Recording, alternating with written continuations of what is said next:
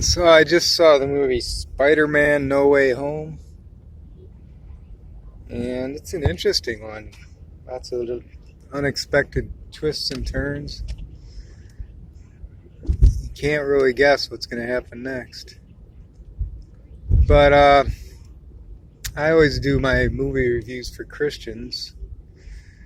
Pray the movies, and the thing that came to mind as I was watching this was that we shouldn't try to build the Tower of Babel again.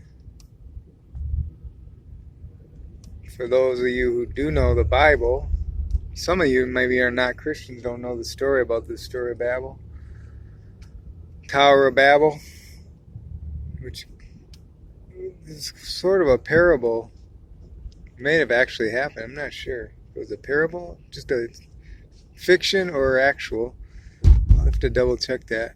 But anyways, they built a tower trying to reach the heavens, and God tore it down and scattered the people with different languages. And that's why we have so many different languages around the world. Because God thought they were getting too arrogant. They were thinking they were themselves bigger than God. They were trying to be God. And so that what came to mind. I was watching this, all the gadgets and technology, and becoming a superhero. Different superheroes. Some are good, some are bad. And I think the power of the body of Christ is the unity of the body of Christ. Just us, relatively, normal people, but we become great. We have a great powers when we unite, like ants. Okay, you think of ants. A little ant can't do much all by himself, but when you see what they build, some of the things they do, like ant hills, it's incredible because they're all working together, each one for the whole, all for one, one for all.